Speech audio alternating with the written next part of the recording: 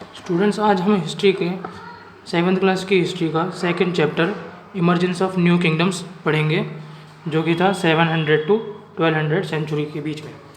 इसमें हम पढ़ेंगे ड्यूरिंग द पीरियड। ये जो पीरियड है 700 to 1200 सेंचुरी, ये डिनोटेड करता है अर्ली मेडिवल पीरियड, यानी कि मेडिवल पीरियड की शुरुआत का जो पीरियड है उसे डिनोट करता है। उसमें बहुत सारे number of powerful regional kingdoms arise हुए थे नॉर्थ इंडिया में, डेक्कन में और साउथ इंडिया में। All these kingdoms had the desire to build an empire. और इन सब जो साम्राज्य थे, इन सब की एक ही डिज़ायर थी कि अपना साम्राज्य को वह पूरा फैलाए। किंगडम्स और साम्राज्य के बारे में ये बता दूं कि जो किंगडम्स थे जहाँ पे राजा शासन करते थे वह किंगडम कहलाते थे, एक छोटा सा क्षेत्र, और एम्पायर होता है नंबर ऑफ किंगडम्स। ये डिफरेंस है एम्पायर और किंगडम में। Therefore continually fought with each other to gain control over the neighboring territories। और ये इसीलिए वो आपस में कंटिन्यूसली लड़ते रहते थे ताकि वह पड़ोसी क्षेत्र पर कब्जा जमा सकें। अब हम इसमें पढ़ेंगे about the kingdoms that emerge during the early medieval period in the north and the south of India. ऐसे कई सारे साम्राज्य जो अर्ली मीडिएवल पीरियड के टाइम पर बने नॉर्थ इंडिया और साउथ इंडिया में। About the tripartite struggle and the strategic importance of Kannauj. Tripartite struggle यानी कि त्रिपक्षीय लड़ाई और रणनीतिक महत्व तक क्या था उस टाइम कन्नौज का। About the Turkish invaders. About the most powerful kingdom in the south the Chola and it's administration. उस समय साउथ इंडिया में एक मोस्ट पावरफुल किंगडम हुआ करती थी चोल साम्राज्य, और उसका प्रशासन। इस सब के बारे में हम पढ़ेंगे। अब हम देखते हैं ये स्केल, जिसमें पीरियड्स बांट रखे हैं हमारे 800 to 1300, और इन्हीं सब पीरियड्स में इन इम्पॉर्टेंट इवेंट्स को दर्शा रखा है। जैसे कि ये period of tripartite struggle between Palas, Gujjar Pratiharas और राष्ट्रकूटास। इन सब की जो त्रिपक्षीय लड़ाई हुई थी ये इस टाइम पीरियड के बीच में हुई थी, जो कि है 800 to 1100। और देखिए यहाँ पे 850 में इमरजेंस ऑफ चोला, यानी कि चोल साम्राज्य का इमरजेंस जो हुआ था। और यहाँ पे 1000 to 1027 सेंचुरी में period of Mohammad Ghazni invasion, यानी कि मोहम्मद गजनी यहाँ पर आक्रमण किया था इन्होंने। और battle of Tarain, second battle of Tarain 1192 में। और यहाँ पे हम देख सकते हैं first battle of Tarain fought in 1191 between Mohammad Ghori और पृथ्वीराज चौहान के बीच में जो बैटल ऑफ टेरेन हुई थी 1191 में। अब हम पढ़ेंगे राइज ऑफ न्यू किंगडम्स, कौन कौन से नए साम्राज्य का उदय हुआ उस टाइम पर। In the post Gupta period, Gupta काल के बाद जो वहाँ के प्रशासनिक ऑफिशियल यानी कि अधिकारी थे, उन्हें ज़मीन दान में दी जाती थी। These official owed physical and military obligation to the rulers. इनके जो शासक थे उस टाइम पर, उनका जो फिजिकल यानी कि पैसों से लेन देन या फिर जो सैन्य जिम्मेदारियाँ थी वो एक ऑफिशियल यानी कि अधिकारी पर दी जाती थी, और उन्हें कुछ ज़मीन दान में दी जाती थी उन काम के लिए। और land grants grew in numbers in the 7th century. 7th century में लैंड ग्रांट्स जो थे बहुत सारे बढ़ चुके थे, यानी कि ज़मीन दान देने की प्रथा बढ़ चुकी थी। And became widespread throughout the country, यानी कि पूरे देश में ये फैल चुकी थी सिस्टम लैंड ग्रांट्स की। Most part of the kingdom of all the major powers, जहाँ पे जितना भी जो मोस्ट पार्ट ऑफ द ज़्यादातर जो किंगडम्स के भाग थे, जिसमें major powers of western and central India थे इंक्लूडेड द टेरिटरीज। इसमें जो क्षेत्र आते थे उनका जो नियंत्रण हुआ करता था ये इन्हीं लैंड ऑफिशियल्स पे हुआ करता था। जो भू अधिकारी थे उन्हें कहते थे फीडेटरीज यानी कि वो जमींदार, जिन पर ज़मीन का कब्जा होता था पहले। However, the feudatory chief were eager to free themselves whenever there was an opportunity. तो ये सब स्वतंत्र थे, इनको बस एक अपॉर्चुनिटी की ज़रूरत थी, ये अपने आप को कभी भी स्वतंत्र कर सकते थे। सम ऑफ दीज फेडेटरीज, उनमें से कुछ जमींदारों ने लड़ाइयाँ लड़ी और अपना एक नया किंगडम स्थापित कर लिया। मेडिवल पीरियड से पहले कई सारे जमींदारों ने लड़ाइयाँ लड़कर अपने साम्राज्य स्थापित किए। उनमें से कुछ एग्जाम्पल हैं, जैसे Palas were the dominant in eastern India. Eastern India में सबसे ज़्यादा प्रभाव था पाल्स का। वेयरएज द गुज्जर या फिर प्रतिहार्स जिन्हें कहते थे हम, उनका डोमिनेशन था वेस्टर्न इंडिया में और अपर गंगेटिक वैलीज में। द थर्ड मेजर किंगडम, जो मेजर किंगडम थी तीसरी, वो थी राष्ट्रकूटास, जिनका कंट्रोल था डेक्कन क्षेत्र में, और उनकी सीमाएं थी नॉर्दर्न और साउदर्न इंडिया में अलग अलग टाइम पर। नंबर ऑफ राजपूत किंगडम्स, अब बहुत सारे नंबर ऑफ राजपूत किंगडम्स भी उनका इमर्जेंस हुआ ड्यूरिंग दिस पीरियड, उस समय में, और उनमें से प्रमुख थे चहामानास या फिर कहें तो Chauhans were the most prominent. सबसे प्रमुख थे चहामानास या चौहान्स राजपूतों में। इन द साउथ में कौन थे? चोल्स, जो वहाँ पर मोस्ट पावरफुल किंगडम माने जाते थे, and became known for a distinct administrative structure. और वो उन्हें इसलिए माना जाता था क्योंकि वहाँ पर उनकी अलग तरीके की प्रशासनिक एक स्ट्रक्चर थी, या फिर कहें कि उनका जो बढ़त थी वो बहुत ही अलग थी वहाँ पर। अब हम ट्रिपेटाइट स्ट्रगल के बारे में पढ़ेंगे। ट्रिपेटाइट स्ट्रगल यानी कि त्रिपक्षीय लड़ाई, जो भी उस टाइम पे रूलर डायनेस्टी हुआ करती थी, यानी कि शासक वंश वहाँ उस अर्ली मिडिवल पीरियड के, उनके अलग अलग प्रभाव क्षेत्र हुआ करते थे। But they often try to control other areas for more wealth, पर वो अपनी सीमा से बाहर के क्षेत्र पर भी कंट्रोल करने का प्रयास करते थे ताकि ज़्यादा से ज़्यादा धन प्राप्त हो सके। One such lucrative area was Kannauj in the Gangetic plain, और उनमें से एक लाभप्रद क्षेत्र था कन्नौज, जो कि गंगा घाटी के पास स्थित था।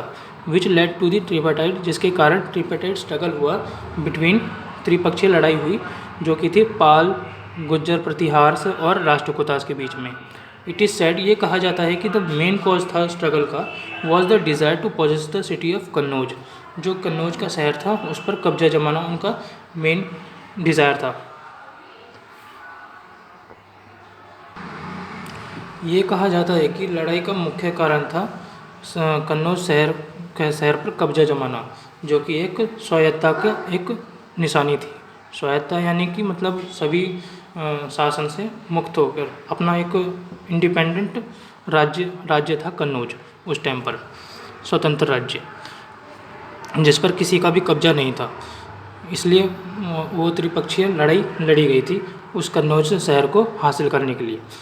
और this warfare was also for control over the fertile reason of the Gangetic plain, और ये लड़ाई इसलिए भी लड़ी गई थी क्योंकि वो जो क्षेत्र था वो बहुत ही उपजाऊ हुआ करता था गंगा घाटी के पास में, और उसे सभी राजा पाना चाहते थे। अनदर प्राइम रीज़न, और एक मुख्य कारण ये था कि their conflict was their desire to have control over the riches beyond the territories. और एक मुख्य कारण ये भी था कि जो सभी राज्य या फिर राजा हुआ करते थे उस टाइम, अपने जो सीमा के बाहर जितने भी धन दौलत या सोना चांदी थे उन सबको प्राप्त करना चाहते थे। और ये इसलिए भी हुआ क्योंकि जो रूलर्स थे, क्योंकि जो रूलर्स थे वो उन्हें बहुत ज़्यादा धन की इच्छा थी अपनी मिलिट्री पावर यानी सैन्य शक्ति को बढ़ाने के लिए। They also try to demonstrate their powers and resources by building large temples, और वो मतलब अपनी शक्ति और संसाधन का प्रदर्शन भी किया करते थे बड़े बड़े भव्य मंदिरों को बनाकर। अब हम आगे पढ़ेंगे। Let us learn about these 3 prominent kingdoms. अब हम इन 3 मुख्य साम्राज्यों के बारे में पढ़ेंगे। अब हम पढ़ेंगे गुज्जर प्रतिहार्स आल्सो नोन एज प्रतिहार्स। इन्हें प्रतिहार्स भी कहा जाता था मुख्य रूप से। इन्होंने अपने सैन्य कुशलता और शक्ति के बल पर एक साम्राज्य स्थापित किया था वेस्टर्न इंडिया में। मतलब एक शासक के तौर पे जो प्रतिहार्स थे वो आए थे एट सेंचुरी के मिडल में। वैन द किंग, जब उनके जो राजा थे Nagabhata first defended western India, जो कि मतलब पश्चिमी भारत के हिस्से का बचाव करते थे फ्रॉम द अरब इंस्कर्शन, अरबी आक्रमण से, जो कि थे सिंध से राजस्थान तक उनका साम्राज्य फैला हुआ था। He was able to leave his successor a powerful principality comprising Malwa and parts of Rajputana and Gujarat. उन्होंने अपने उत्तराधिकारी भी छोड़े जो कि बहुत ही मतलब शक्तिशाली सिद्धांतों पर चले, जिन्होंने मालवा और कुछ राजपूताना के भाग थे या गुजरात के कुछ भाग थे, उन पर उनका शासन था। प्रतिहारस डायनेस्टी एक्सपेंडेड, जो प्रतिहार की जो वंश था वो और बढ़ा और फलने फूलने लगा under the rule of Mihir Bhoj के शासन के दौरान, जो कि था 836 टू 85 सेंचुरीज के बीच में। एंड हिज सक्सेसर, और उनके उत्तराधिकारी थे महेंद्रपाल 890 टू 910 सेंचुरीज के टाइम पर। The territory of the kingdom, और उनकी जो साम्राज्य की जो सीमाएं थी वो बहुत फैली, कहाँ तक, ईस्ट में बंगाल की तरफ, और पंजाब, अवध, मालवा और गुजरात जो कि वेस्ट में थे। अब आप यहाँ आते हैं पाल्स, अनदर इम्पोर्टेंट किंगडम। उस समय के अन्य जो प्रमुख किंगडम साम्राज्य हुआ करते थे उस टाइप के थे पाल्स। जो पाल किंगडम थी वॉज फाउंडेड बाय गोपाल द्वारा इसकी स्थापना, पाल साम्राज्य की स्थापना की गई थी 750 सेंचुरीज में। इट इज़ बिलीव्ड, ये माना जाता है कि वह एक चुने हुए राजा थे जो कि बड़े विशिष्ट लोगों द्वारा चुने गए थे ताकि वह क्षेत्रीय अराजकता या फिर अव्यवस्था को ख़त्म कर सके। It seems that he consolidated his authority over almost the whole of Bengal and parts of Bihar. यह माना जाता है कि उनका जो अधिकार क्षेत्र था पूरे बंगाल या फिर जो बिहार का जो हिस्सा है उस पर था, पूरे बिहार के हिस्से में था। Gopal was an ardent Buddhist, एक बुद्धिस्ट अनुयायी थे, बहुत बड़े बुद्धिस्ट अनुयायी थे। And had build the monastery at Odantapuri in Bihar, और उन्होंने बहुत सारे मोनेस्ट्रीज भी बनाए थे at Odantapuri in Bihar. Monastery यानी कि साधु संतों की रुकने की जगह। हिज सक्सेसर, उनके जो उत्तराधिकारी थे धर्मपाल 770 से 810 सेंचुरीज के, उन्होंने अपना जो साम्राज्य है एक्सपेंड किया and was able to control Kannauj, और वह कन्नौज पर अपना नियंत्रण स्थापित करने में सफल हुए कुछ समय के लिए। देवपाल, फिर उसके बाद उत्तराधिकारी आए देवपाल 810 से 850 सेंचुरीज के बीच में। One of the most powerful पाला रूलर, वो बहुत एक शक्तिशाली पाल शासक थे और उन्होंने नॉर्थ इंडिया में बहुत सारी रेड्स करी थी। Deccan, southern parts of Indian peninsula, इन सब क्षेत्रों पे उन्होंने जाके रेड्स करी थी, यानी कि लूटपाट की थी। अब इंडियन पेनिनसुला एक टर्म आया है।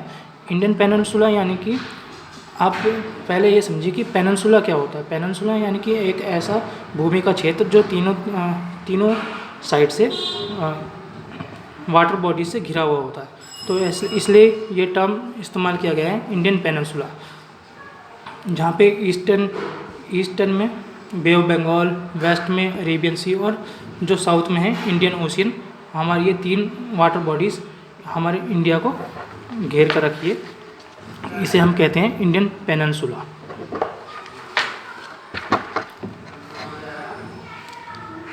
अब एज ए बुद्धिस्ट, अब जैसे कि वो बुद्धिस्ट अनुयायी थे बहुत बड़े, उन्होंने बुद्ध धर्म को फॉलो करते थे। He founded the famous Mahavihara of Vikramshila, उन्होंने बहुत प्रसिद्ध विक्रमशिला के महाविहार को खोजा था नियर भागलपुर, जो कि भागलपुर के समीप में स्थित है। ही आल्सो पैट्रोनाइज्ड हरिभद्र, वो हरिभद्र के भी बहुत ही बड़े प्रशंसक थे। ग्रेट बुद्धिस्ट ऑथर, जो कि उस टाइम के बहुत बड़े बुद्धिस्ट लेखक हुआ करते थे। रामपाल, उसके बाद आया रामपाल, एक 1077 टू 1120 सेंचुरीज़ में। द लास्ट इम्पॉर्टेंट, वो आखिरी मुख्य शासक हुआ करते थे उस टाइम पर, जिन्होंने अपना नियंत्रण प्रगज्योतिषपुरा तक फैला रखा था, जो कि इस टाइम आसाम माना जाता है। आसाम को उस टाइम पर एक प्रांत हुआ करता था जिसे नाम दिया जाता था जिसका नाम था प्रगज्योतिषपुरा। आज का जो आसाम है उस टाइम पर प्रगज्योतिषपुरा उसे कहा जाता था, और parts of Odisha and parts of northern Nepal पर इनका कब्जा था। अब हम पढ़ेंगे राष्ट्रकूटास के बारे में। Rashtrakutas in the Deccan were the feudatories of the Chalukyas of Karnataka. Karnataka के जो चालुक्य साम्राज्य के वो सामंत हुआ करते थे राष्ट्रकूटास, डेक्कन क्षेत्र में। हाउएवर दंती दुर्गा जो शासक थे 735 टू 756 सेंचुरीज में, over through the Chalukyan king, उन्होंने चालुक्यन किंग को हटा दिया था वहाँ पे, जो कि थे कीर्तिवर्मन इन डेक्कन में, and founded the Rashtrakutas kingdom, और उन्होंने राष्ट्रकूटा किंगडम की साम्राज्य की स्थापना की थी। राष्ट्रकूटा टेरिटरी रीच इट्स जेनिट्स, यानी कि अपने शिखर तक पहुँची थी। किस रूलर के अंडर में? उनके बहुत अच्छे एबल रूलर थे अमोघ वर्षा के अंडर में वह जो साम्राज्य था, राष्ट्रकूटा साम्राज्य अपने शिखर तक पहुंचा था 1814 टू 1878 सेंचुरीज में। He set up new capital at Manyakhet और मलखेत या फिर मान्यखेत में उन्होंने अपनी नई राजधानी को स्थापित किया था। ड्यूरिंग हिज रीन, उनके शासन के दौरान, Broach became the best port in the region, उनके क्षेत्र में ब्रोच जो था एक बहुत बढ़िया बंदरगाह माना जाता था उस टाइम पे। Broach became the best port in the region, उस क्षेत्र में ब्रोच एक बहुत बढ़िया बंदरगाह बना था। द राष्ट्रकूटा टेरिटरी, जो राष्ट्रकूटा की जो सीमा थी वह वेस्ट में मालवा तक और साउथ ईस्ट में कांची तक फैली हुई थी। जो रूलर थे, जो शासक थे इस वंश के, were great patterns of art and architecture के वो बहुत बड़े प्रशंसक थे, और इसका सबूत मिलता है वहाँ के जो सुंदर भव्य मंदिर जो बनाए गए थे शासकों द्वारा एलोरा और एलिफेंटा केव्स में। अब कृष्णा फर्स्ट, जो कि 756 टू 774 ईस्वी सेंचुरी में, उन्होंने कैलाश टेम्पल बनाया था एलोरा में। अब आप देख सकते हैं ये मैप, जो कि पूरे एम्पायर के एक्सटेंशन को बताता है कि कौन कौन से एम्पायर यहाँ पे थे उस टाइम पे। जैसे राष्ट्रकूटा आप देख सकते हैं पिंक लाइन से हाईलाइटेड, पिंक कलर से हाईलाइटेड है, और पाल डायनेस्टी जो है वो ब्लू लाइन से, और गुज्जर प्रतिहारा येलो लाइन से। आप ये देख सकते हैं पूरा मैप। ये देखिए, ये गुज्जर प्रतिहारस का ये पूरा एक्सटेंड था साम्राज्य का, किंगडम का, और ये है पिंक लाइन में राष्ट्रकूटास, और गुज्जर प्रतिहार का जो एक्सटेंड था ईस्ट टू मिडल में गुज्जर प्रतिहार, ये पूरा मैप है उस टाइम के एम्पायर का। अब हम पढ़ते हैं द टर्किश इन्वेशन, यानी तुर्कियों का आक्रमण। After the fall of the Gujjar Pratihara empire, Gujjar Pratihara के साम्राज्य के गिरने के बाद कुछ छोटे छोटे स्वतंत्र साम्राज्य का उदय हुआ, जैसे कन्नौज में गहदवंश, मालवा में परमार्स, और गुजरात में चालुक्यास, अजमेर में चौहान्स, और दिल्ली में तोमर्स, और बुंदेलखंड में चंदेलास। और पर ये जो छोटे छोटे साम्राज्य थे अलग अलग, यह आपस में लड़ाइयाँ करते थे एक दूसरे की सीमाओं पर कब्जा जमाने के लिए, जिससे कि जो तुर्किश आक्रमणकारी थे उन्हें ये मौका मिल गया पंजाब और दिल्ली के क्षेत्र पर कब्जा करने का।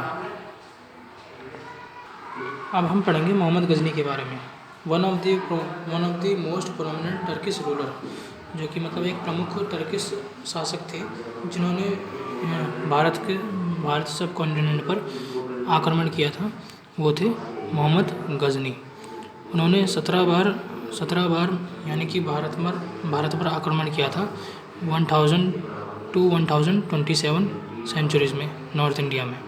उन्होंने पंजाब पर कब्जा कर लिया था और Mohammad Ghazni came to India with the objective of looting wealth. और मोहम्मद गजनी भारत इसलिए आए थे कि ताकि वहाँ पे जो जितने भी धन है भारत का वो सब लूट सके। Therefore the most of his red, जो कि उनका लूटपाट था वो था कुछ प्रमुख शहरों पे, जैसे जो कि थे temple cities, like temple cities जो उस टाइम पर बहुत ही धन और शौर्य का एक प्रतीक माना जाता था, जैसे थानेश्वर, मथुरा, कन्नौज एंड सोमनाथ। ये सारे टेम्पल सिटीज़ हुआ करते थे उस टाइम पर, जहाँ पर बहुत सारा धन हुआ करता था। समृद्ध मतलब शहर माने जाते थे ये उस टाइम पर, विच हैड इमेंस वेल्थ, हाँ, जिसमें कि बहुत सारे धन हुआ करते थे, समृद्ध शहर हुआ करते, जाने माने समृद्ध शहर हुआ करते थे और सबसे ज़्यादा धन यहीं पाया जाता था।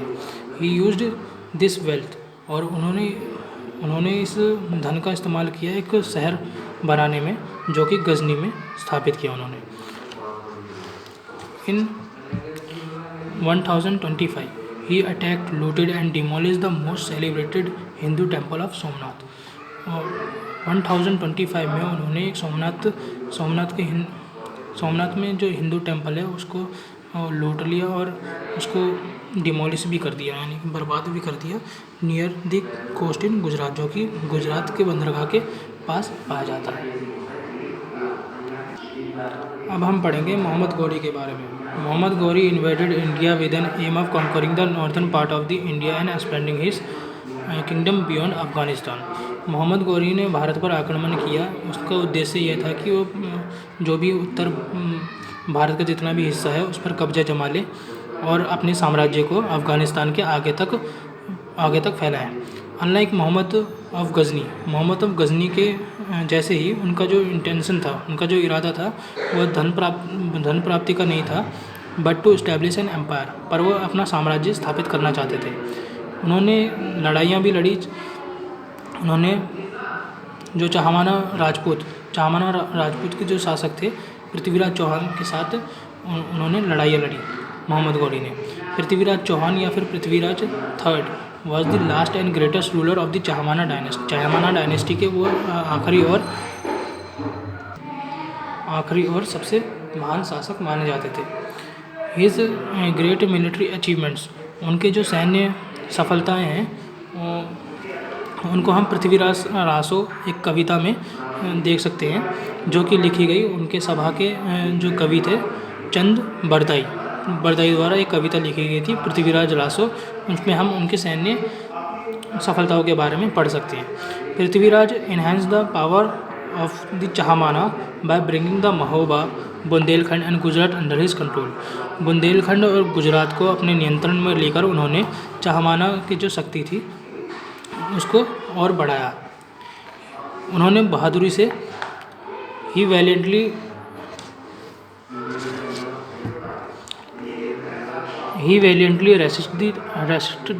Resisted the attacks of Mohammad Ghori. Mohammad Ghori के जो आक्रमण को उन्होंने बहुत बहादुरी से रोका, जो कि 2 लड़ाइयों में देखी जा सकती है, battle of Tarain in 1191 and 1192 में। यह माना जाता है he is believed to have been defeated at the second battle of Tarain. ये माना जाता है कि वो सेकेंड बैटल ऑफ टेरेन में हरा दिए गए थे। अब हम अल-बरूनी के बारे में पढ़ते हैं। अल-बरूनी ब्लू बॉक्स में अल-बरूनी के बारे में दे रखा है। Al-Biruni was a philosopher scientist यानी कि एक दर्शन शास्त्री मान सकते हैं इनको, दर्शन शास्त्री कहते हैं। अल-बरूनी एक दर्शन शास्त्री थे उस टाइम पर। उन्होंने एक किताब हिंद लिखी थी, जो कि एक पहली और सबसे प्रमुख एक चर्चा मानी जाती है। भारतीय विज्ञान जो धर्म है, और सोसाइटी उस टाइम पे कैसा समाज हुआ करता था, जो कि विदेशी विद्वानों द्वारा लिखी गई थी।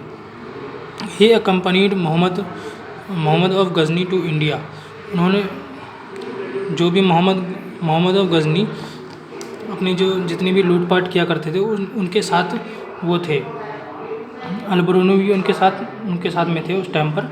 और उन्होंने अपनी किताब, उनकी जो किताब थी एक तरीके से भारतीय जीवन की खोज थी, भारतीय जीवन की खोज पर निर्भर करती थी कि उन्होंने क्या अध्ययन किया उस टाइम पर और क्या क्या अनुभव किया भारत में 1017 से 1030 के 30 सेंचुरीज़ के बीच में। उन्होंने क्या क्या अनुभव, क्या क्या अध्ययन किए, उसके बारे में एक भारतीय जीवन की खोज पर उनकी किताब निर्भर करती है। He learn Sanskrit. उन्होंने संस्कृत का भी अध्ययन किया। He learn Sanskrit which help him to understand Indian philosophical thoughts and religion. उन्होंने संस्कृत का भी अध्ययन किया था, जिसने उनकी मदद की थी ये समझने में कि भारतीय दार्शनिक विचार क्या थे उस टाइम पर और उनका धर्म कैसा होता था उस time. He frequently quoted the Bhagavad Gita भी पढ़ी थी उन्होंने, विष्णु पुराण, कपिल संख्या जो कि एक दर्शन शास्त्र था वो भी पढ़ा, और उन्होंने पतंजलि के कामों के बारे में भी उन्होंने अध्ययन किया।